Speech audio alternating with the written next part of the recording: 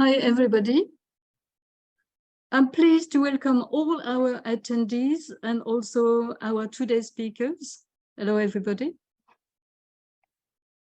Hello. We will deal with surrogacy today, this growing business of exploiting women for their reproductive capacity. I will start this webinar with a quick overview of surrogacy around the world. Then Sheila Saravanan will talk about the impact of restrictive laws on surrogacy in India, followed by Ji-hee Cook on demographic cliff and illicit surrogacy in Korea and feminist resistance. Then we will have Ana Luana Stoicea-Deram. She will end this session with a study we issued last year on migrant women and reproductive exploitation in the surrogacy industry. She will also give a conclusion to this webinar. Once again, thank you to be with us today, and please use the Q&A to ask as many questions as you feel like. Let me introduce myself.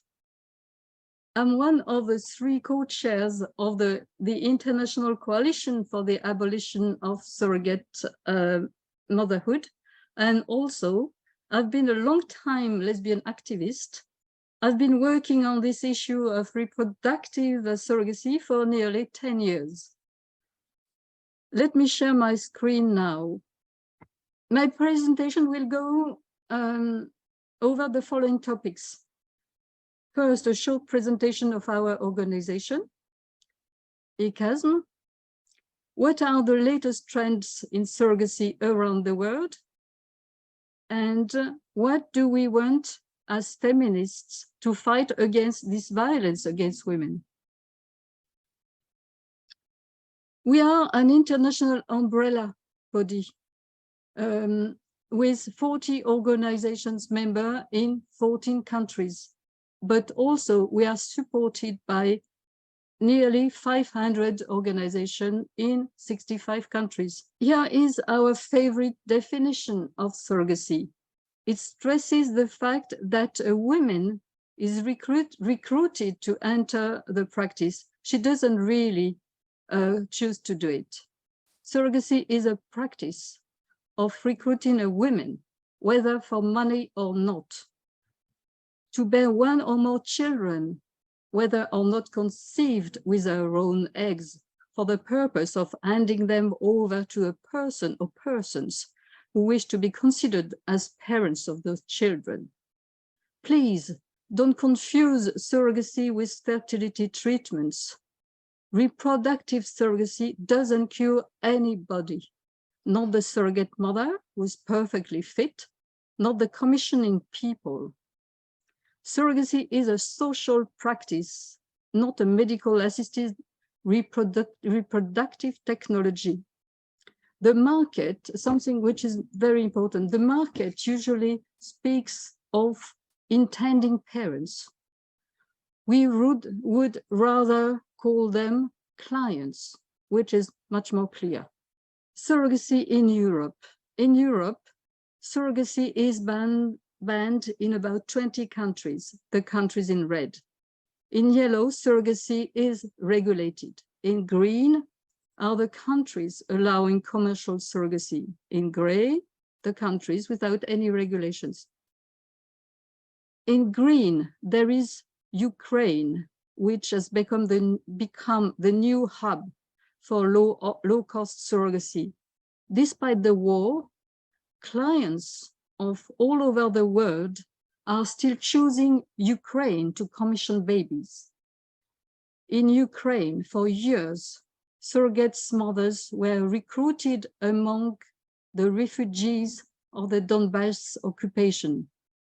We also have learned from our organization member in Ukraine that even before the Ukraine invasion, half of the children being sent to orphanages were babies from surrogacy. In Asia, border countries open to transnational commercial surrogacy are closing their borders and restricting access to it, often because of sensational scandals. This was the case of India, which, after having served as a low-cost commercial destination for the whole world, has progressively restricted surrogacy to nationals and in cases of proven infertility. But Sheila will talk about it in a while. In reaction, some Indian clinics moved to Nepal. The Nepalese government saw this as a useful source of foreign currencies. They agreed to develop the practice on condition that the surrogate mothers were not Nepalese. How did they manage?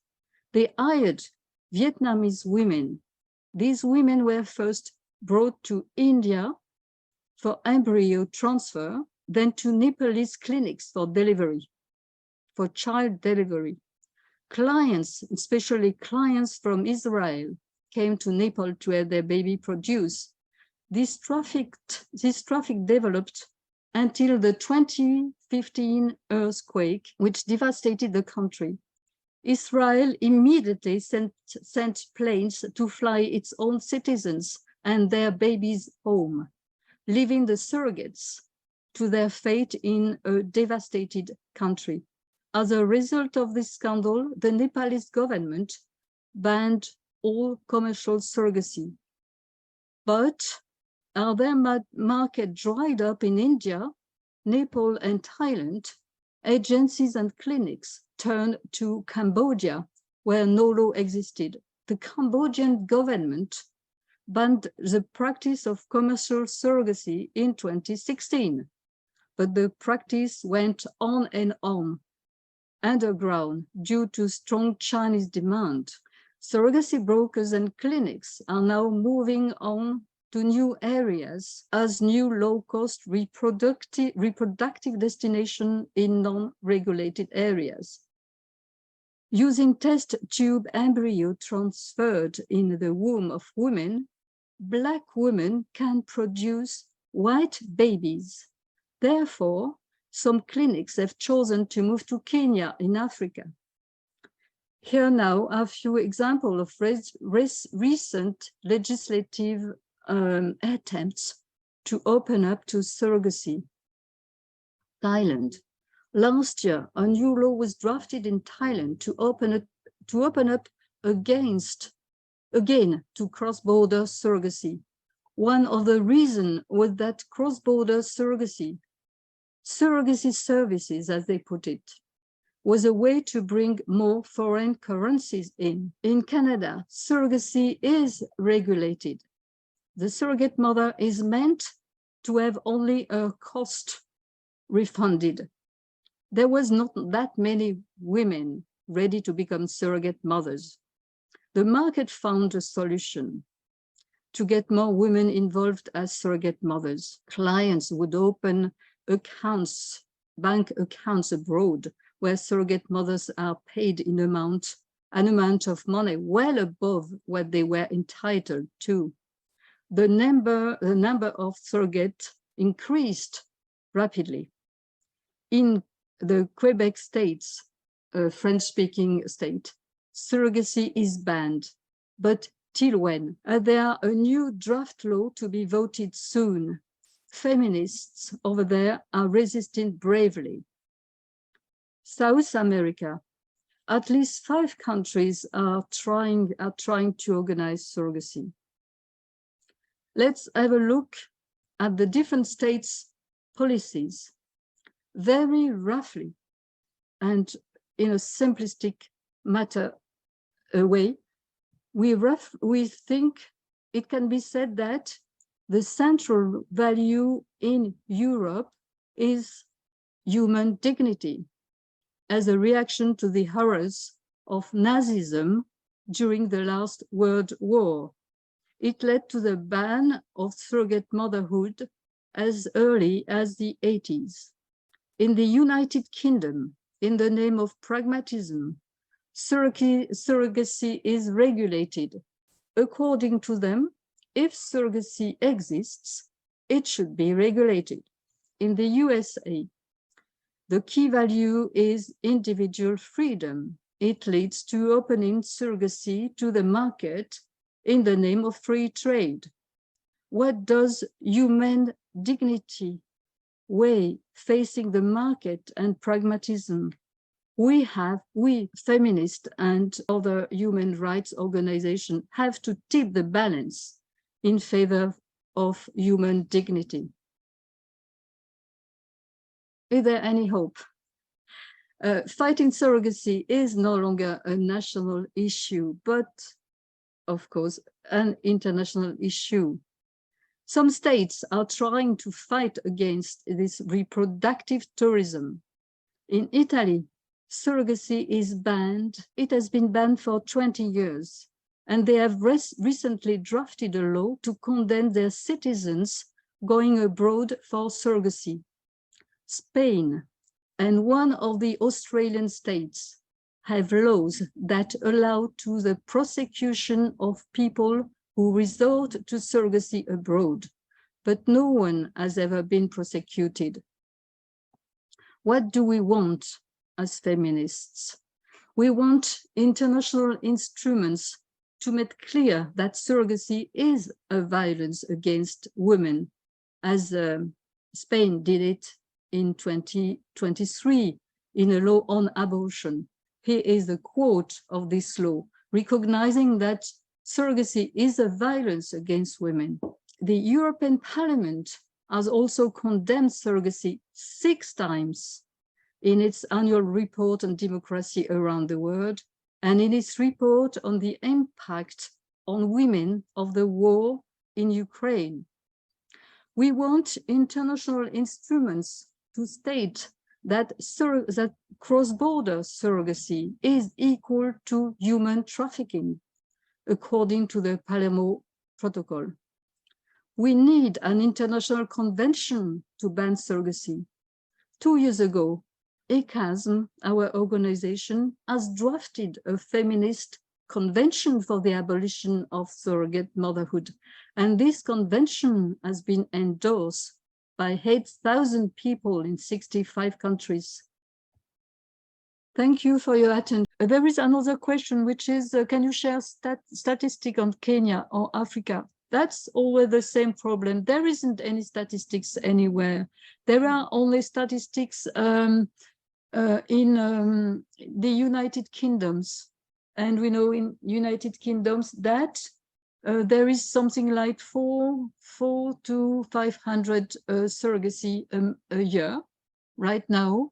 Half of it is cross-border surrogacy, and a third of it is for LGBT people, gay people. There is something else in the Q&A. The feminists in Quebec seem to be totally under the thumb of LGBT and lobby groups for surrogacy. How to counteract this? Yes, this is true. Any idea to help our friends? It's our friends from PDF Quebec. It's one of our member of PDF Quebec, which is this big organization fighting against the attempt to legalize surrogacy in Quebec. They are doing quite a great job over there. And any idea for them? What can they do? We know that the point is that sorry, Marie-Joseph. Go on, Anna. Please go on. The feminists in Quebec, our partners, tried to talk to the government, propose their interventions and contributions, but they were very little listened. So there is also the problem of the will of the public authorities to take into consideration the women's rights point of view, and not only one of the civil society and of the feminists. What do public authorities want to protect in order to protect women's rights, women's health, and to protect women from violence? Because surrogacy is, first of all, a violence. And I think that Sheila's presentation showed it very well, that even in a situation where it is presented like an altruistic agreement, women can die.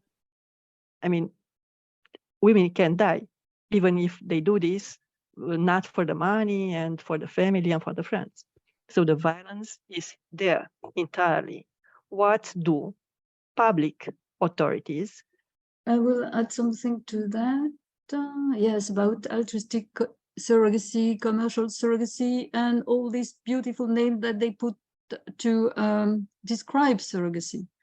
There is a researcher in Spain that calculated that 98% of surrogacy around the world are commercial.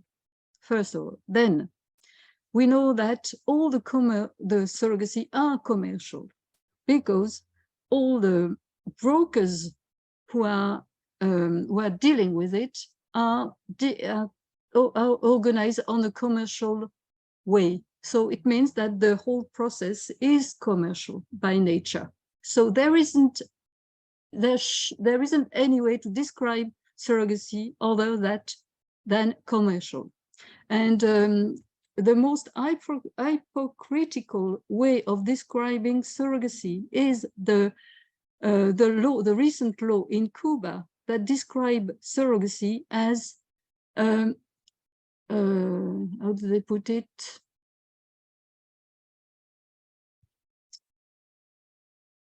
Oh, surrogacy in solidarity.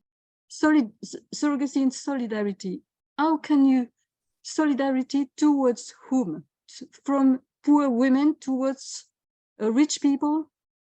It's to see things the way we have more in the next years. But what we know about surrogacy in Africa, there are three spots developing about surrogacy in Africa. There is one in Kenya that I talked about. This is a spot for cross-border surrogacy, mainly for white people. There is another spot in Nigeria. In Nigeria, it's domestic surrogacy. The pressure on women is so stressing, so important that they have to have children by any ways. And one way they are using over there is forced pregnancy, stealing babies from women, and surrogacy. And as they don't always have the medical procedure to organize surrogacy, they just organize forced pregnancies. That's something which is awful.